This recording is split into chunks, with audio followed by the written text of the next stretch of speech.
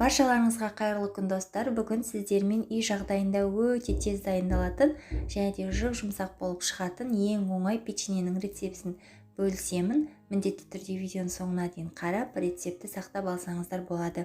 Ең алдымен 2 жұмыртқамызға шекерімізді салып, оның үстіне 3 ас қасық қаймағымызды және де сұйық майымызды қосып, венчиктің көмегімен жақсылап тұрып араластырып аламыз.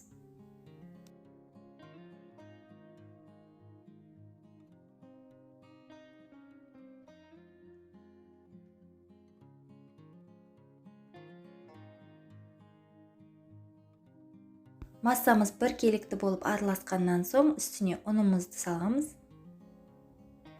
Және де ұнның үстіне қамыр қопсытқыш салып, жақсылап лопатканың көмегімен қамырымызды біріктіріп аламыз.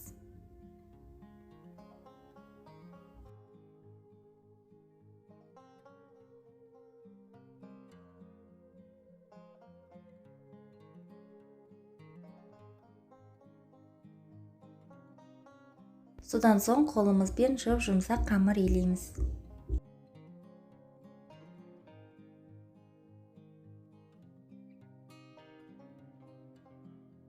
Көріп тұрғандарыңыздай қамырымыз дайын болды. Келесі кезекте арнайы формамызға пергамент қағазын төсеп, жаңағы қамырымыздан печеньенің формасын шығарамыз.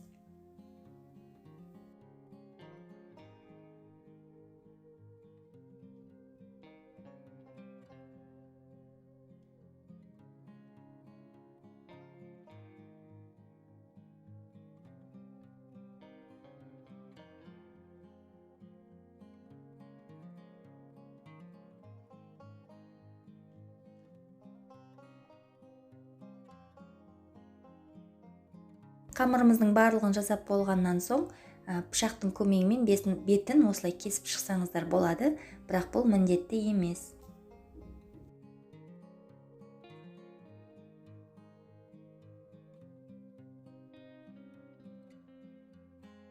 Печеньемізді алдын ала қызып тұрған печкіде 170 градуста 15-20 минут аралығында пісіріп аламыз. Көріп тұрғандарыңыздай печеньеміз дайын, өте тез дайындалады және де оп-оңай жасалынады.